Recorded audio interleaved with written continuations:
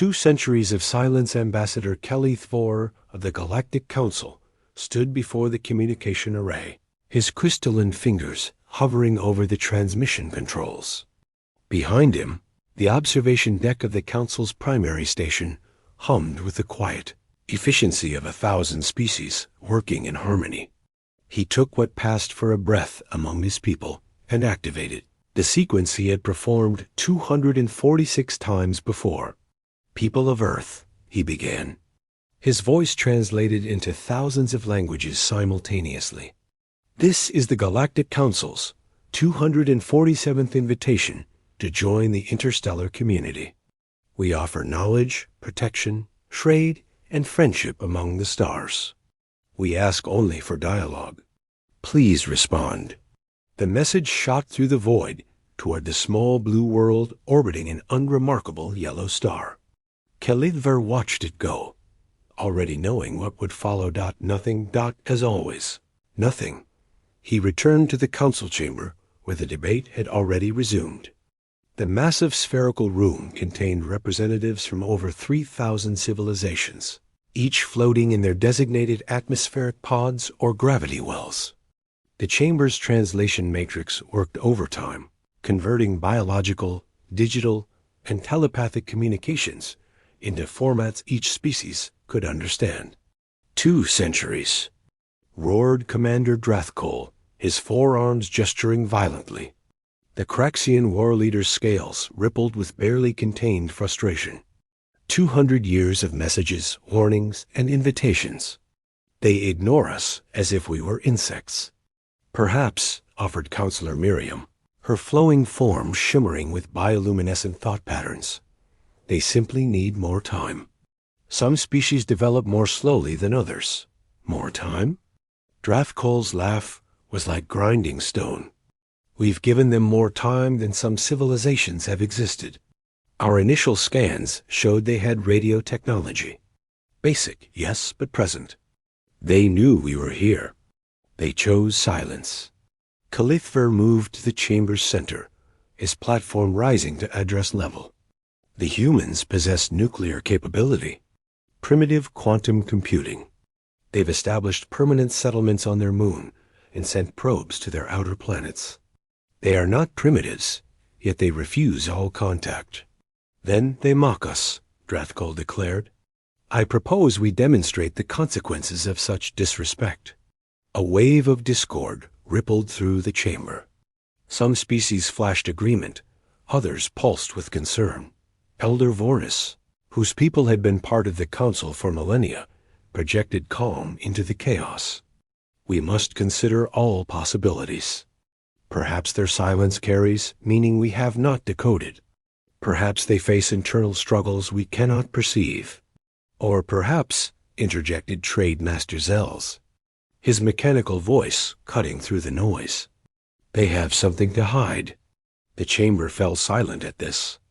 It was a thought many had harbored, but few dared voice. HFY brought up the holographic record of first contact. The chamber watched as the scene unfolded. 2 centuries ago, when council ships had entered the Sol System's edge, broadcasting greetings and peaceful intentions. They had maintained position at the system's periphery, careful not to appear threatening. They had waited 6 months for a response that never came. The humans had simply continued with their lives. Their transmissions showed awareness of the Council's presence. Their news broadcasts spoke of aliens at the solar system's edge, but officially, Earth's government said nothing. Did nothing. Made no attempt at communication. "Look at this." HFY highlighted specific data streams. "They knew we were there. They tracked our ships. They discussed us internally. But to us? Silence. Arrogance," Drathkol spat. "They believe themselves above us." "Or fear," Miriam countered. "Perhaps they are terrified and frozen by indecision." "For 200 years?" The Craxian commander's skepticism was palpable. The debate raged for hours as it had countless times before. But this time, something was different. This time, even the most patient voices carried an edge of frustration. The Council's authority was being questioned. If one species could ignore them with impunity, what precedent did that set? Finally, High Chancellor Vornith called for order. His ancient form, sustained by technology as much as biology, commanded instant respect. The time for debate has ended. We have extended every courtesy, demonstrated boundless patience, and offered every incentive. Yet humanity continues to treat us as if we do not exist. This cannot stand. He paused, letting the weight of his words settle across the chamber. I propose we send an enforcement fleet to Earth, not to destroy. We are not barbarians, but to demonstrate that the Council's authority cannot be ignored. We will establish orbital presence, show them the might of 3,000 united civilizations, and demand, not request, demand that they explain themselves. The vote was called. Species after species registered their position. When the count finished, the resolution had passed by a significant margin. Trathkol's pleasure was evident. I will personally lead the fleet. 10,000 ships should suffice to make our point. You will make it peaceful, Vorneth warned. A show of force, nothing more. We seek answers, not conquest. Of course, High Chancellor. The humans will see our power and understand their mistake. The chamber began to empty, representatives returning to their worlds with news of the Council's decision. Only Calith Ver remained, staring at the holographic display of Earth. Something nagged at him. In all his years of diplomatic service, he had never encountered a species quite like humanity. Most isolated species either feared contact or eagerly embraced it. The humans seemed to do neither. They simply continued, building, expanding, developing. He pulled up the most recent surveillance data from the Sol system. The humans had indeed been busy. Their moon hosted a permanent population of over 50,000. Mars held research stations. Their asteroid mining operations had expanded significantly. The Jovian moons showed increased industrial activity. For a primitive species, they were remarkably industrious. Still, what could they possibly have built that would concern the Council? The greatest military among them possessed perhaps 1,000 functional spacecraft, and those were crude vessels suited only for system-local travel. Calithvar dismissed his concerns. Drathkol's fleet would arrive. Humanity would see reason. And this bizarre chapter of Council history would finally close. 300,000 kilometers beneath the Pacific Ocean, in a facility that had been secretly constructed over the past century, Admiral Sarah Chun stood before a holographic display showing the Council's fleet preparing to depart for Earth. Around her, the command center buzzed with controlled activity. Officers from every nation on Earth, because this project transcended all borders, monitored countless data streams from across the solar system. They voted to come, reported her second-in-command, General Yuki Tanaka. Just as we predicted. 10,000 ships, Sarah observed, studying the Council fleet's composition. Impressive. They really want to make a point. Are we ready? Yuki asked, though both already knew the answer. Sarah allowed herself a small smile. We've been ready for 150 years. She pulled up a different display, this one, showing the true scope of humanity's preparation. Across the solar system, hidden beneath oceans, buried in mountains, disguised as asteroids, and concealed within the storms of gas giants, lay humanity's answer to 2 centuries of invitations, the United Earth Defense Initiative. The project that had consumed trillions in resources required unprecedented global cooperation and demanded absolute secrecy. The reason humanity had maintained its silence, because from the moment the Council had arrived, humanity had made a choice. Not born of arrogance or fear, but of hard-learned wisdom. Never enter a negotiation from a position of weakness. Never reveal your hand until you're ready to play it. Send the word to all sites, Sarah commanded. Operation Awakening is now in effect. When the Council fleet arrives, they'll get their answer. What message should we prepare for them? Yuki asked. Sarah's smile widened. None, not yet. First, let's show them why we waited. Then we'll talk. Across the solar system, in hundreds of hidden facilities, millions of people received the same message. The time has come. After 2 centuries of silence, humanity was about to speak, and the galaxy would listen. The Council's fleet would arrive in 6 months. That gave Sarah just enough time to ensure that every ship, every weapon, every system humanity had secretly built was ready for the greatest reveal in human history. Earth had been silent. Earth had been patient. Earth had been preparing. Soon the galaxy would understand why. Asterisk. The awakening Commander Drathkol stood on the bridge of his flagship, the Eternal Dominion, watching the yellow star grow larger in the viewport. Behind him stretched a fleet of 10,000 vessels, warships, carriers, and support craft representing the combined might of the Galactic Council. It was a force that had ended conflicts across dozens of systems. Surely it would be enough to convince one silent world.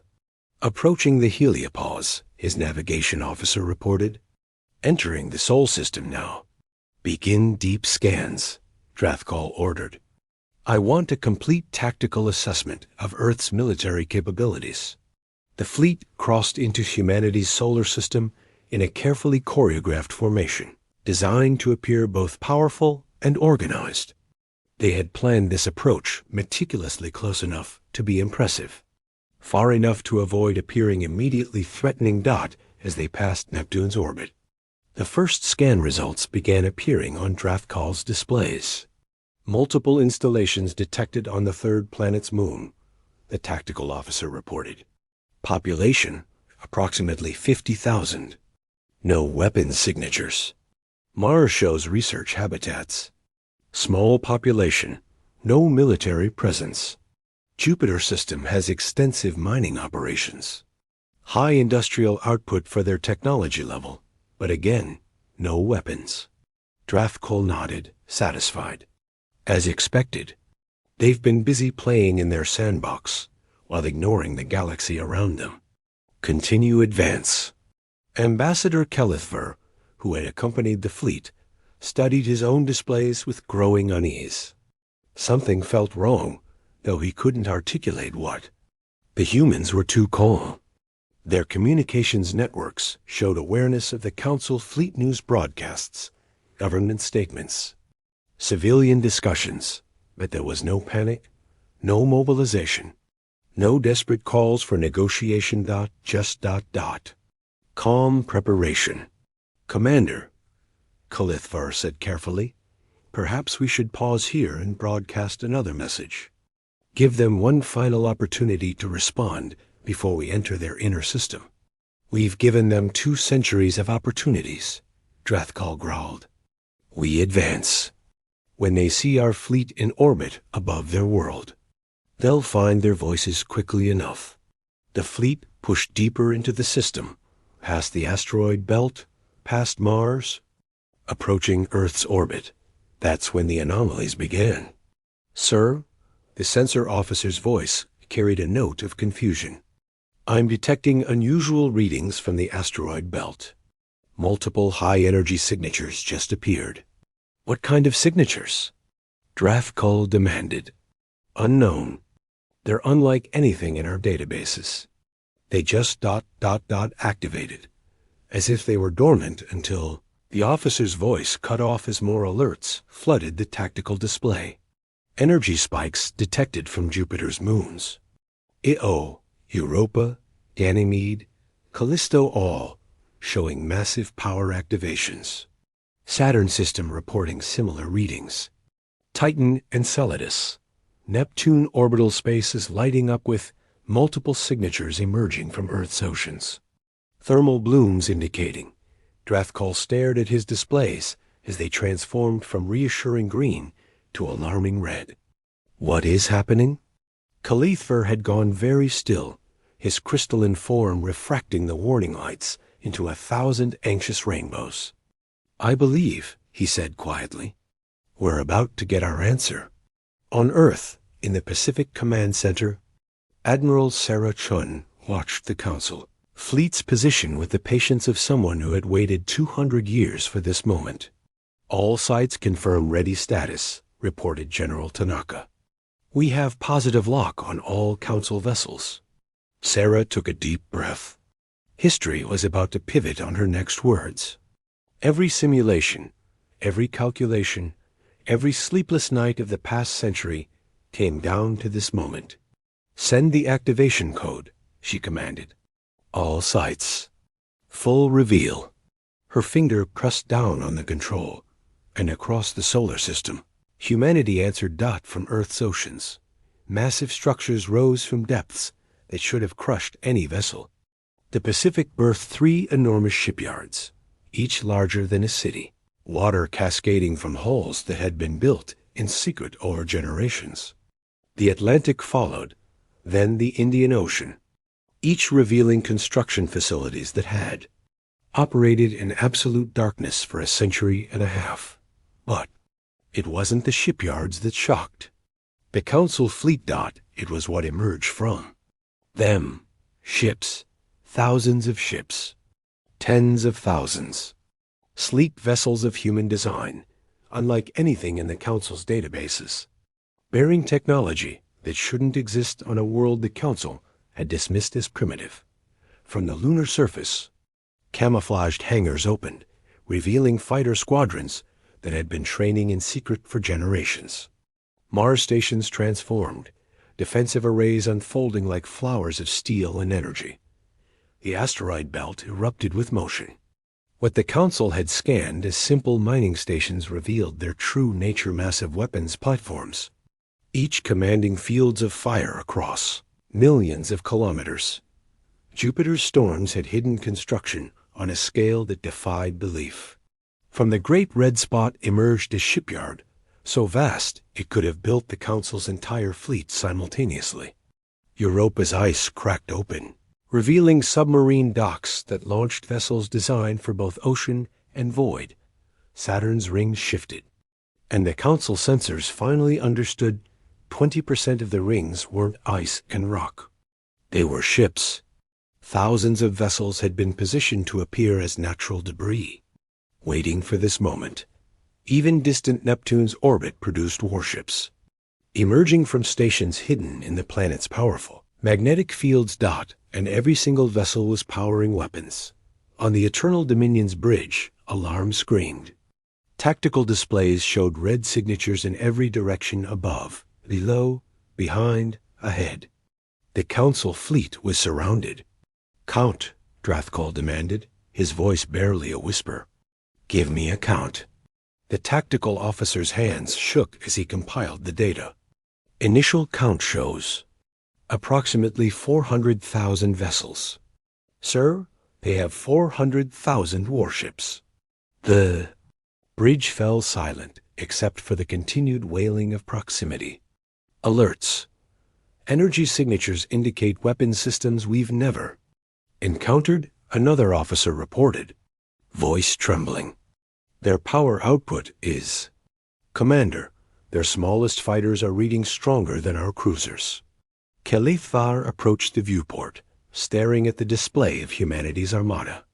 Ships of every size and configuration, from fighters no larger than a Council shuttle to dreadnoughts that dwarfed anything in the known galaxy. And all of them were positioning with military precision, encircling the Council fleet in a sphere of overwhelming firepower. "They weren't ignoring us," Kelithvar said softly. "They were preparing for us." A communication request flashed across every screen in the Council fleet.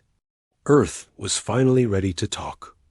Drathkal, his earlier confidence shattered, accepted it with a trembling hand. The face that appeared was human female, middle-aged, with eyes that carried the weight of centuries of secrets.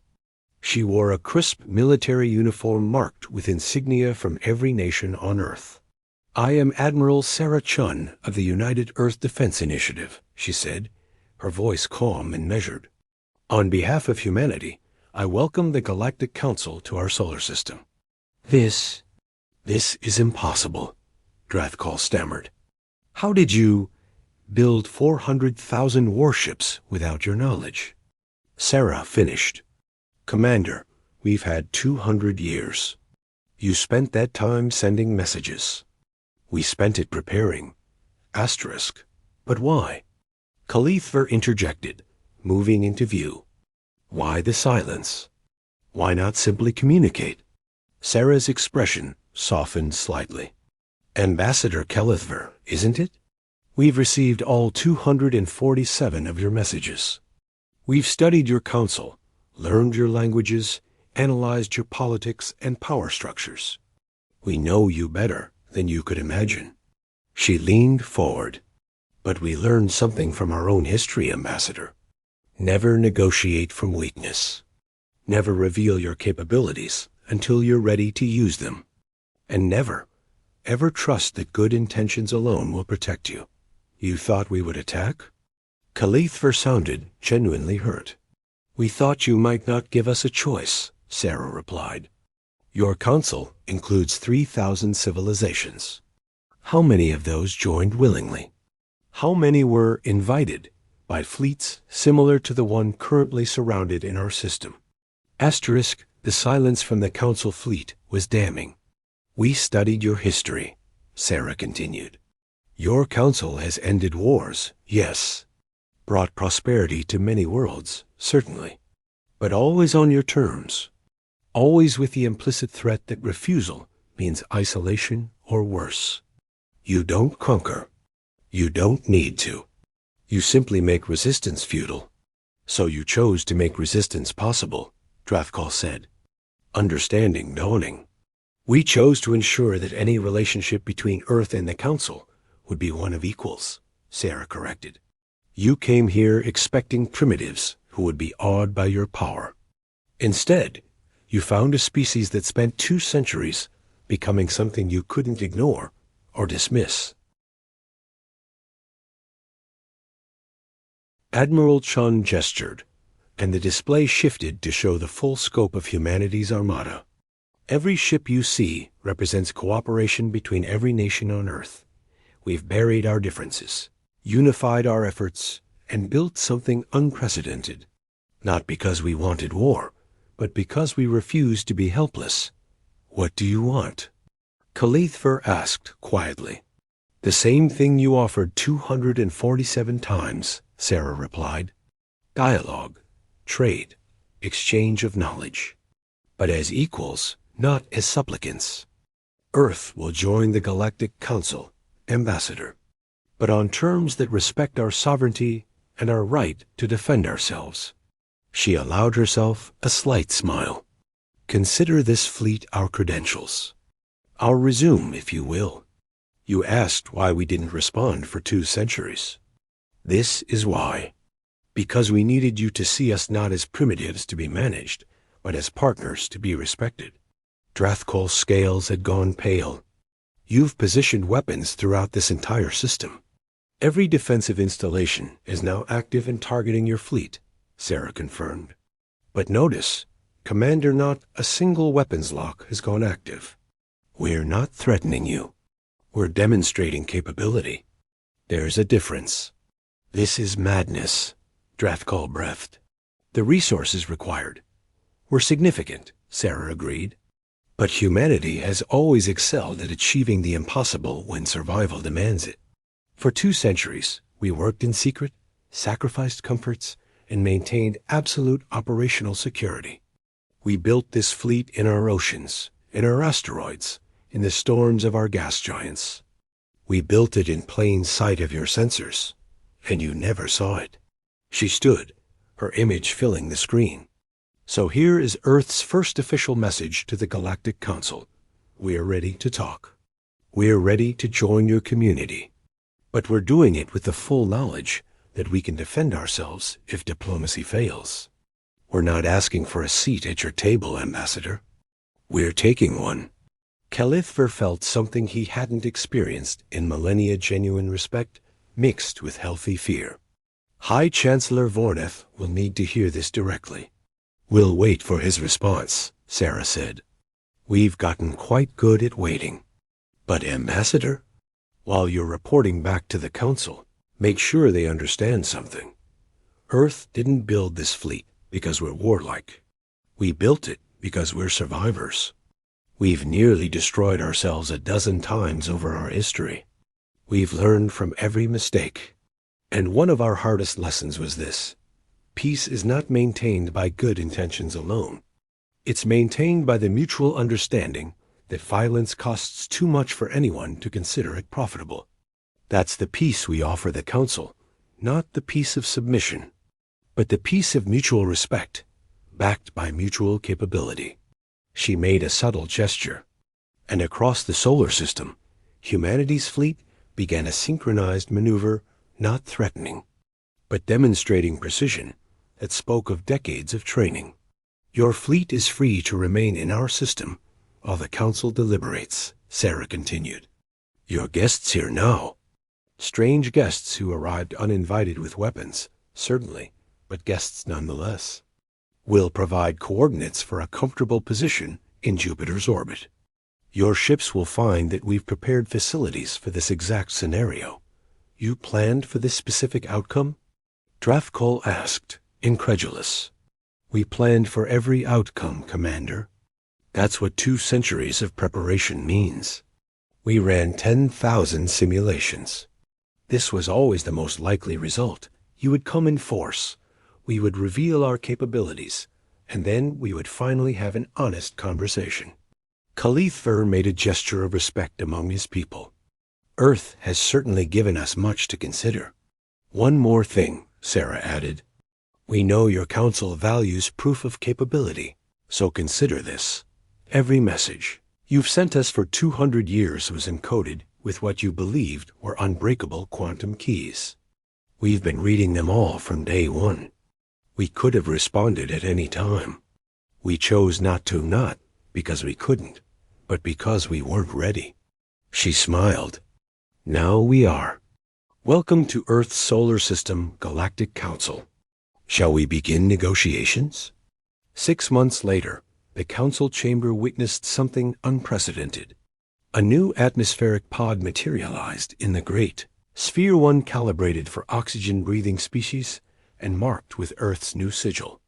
A blue world surrounded by stars. Admiral Sarah Chon floated in the center of the chamber, addressing 3,000 civilizations as an equal. The United Earth Defense Initiative formally requests membership in the Galactic Council, she announced. We bring to this union our technology, our resources, and our 400,000 ships. We offer alliance, partnership, and protection. But we will never again be silent, and we will never be defenseless. The vote was unanimous. How could it be otherwise? As Khalithver cast his crystal's light in approval, he reflected on the irony. The Council had come to force Earth's compliance and left having gained a powerful ally.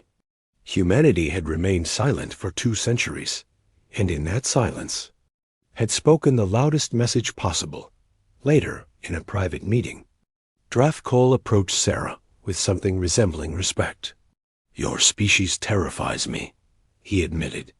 What you accomplished in secret, what you're capable of... Good, Sarah replied gently. Fear is honest. It's the foundation of real respect. But Commander, let me tell you a secret. We terrify ourselves too. That's why we're so careful. That's why we spent 2 centuries preparing instead of rushing into something we didn't understand. She extended her hand, a human gesture she knew he'd studied. Earth doesn't want to be feared, Commander. We want to be understood. We want to contribute to this council, to learn from it, to grow with it. But we'll do it as partners, not subjects. Drafkol clasped her hand with one of his massive claws. Partners, he agreed. Though I suspect the galaxy will never quite see humanity the same way again. Sarah smiled. Commander, the galaxy never really saw us at all. Until now. As she left the chamber, Sarah allowed herself a moment of quiet reflection. 2 centuries of silence. 2 centuries of sacrifice, secrecy, and unwavering determination. Millions of humans working toward a goal they would never see completed. Generations living in the shadow of a secret too vast to comprehend. But it had worked. Earth had waited, prepared, and revealed itself on its own terms. The silent species had finally spoken, and the galaxy had listened. Now came the harder part, living up to the example they'd set.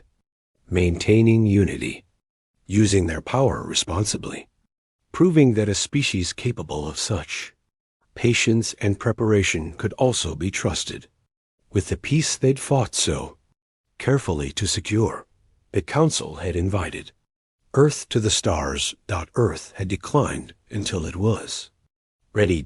And now, finally, humanity was taking its place among the civilizations of the galaxy, not as primitives or supplicants, but as the species that had mastered perhaps the hardest skill of all, knowing when to speak and when to remain silent.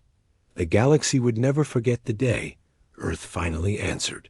The day the silent species awakened its armada and rewrote the rules of first contact forever. Asterisk.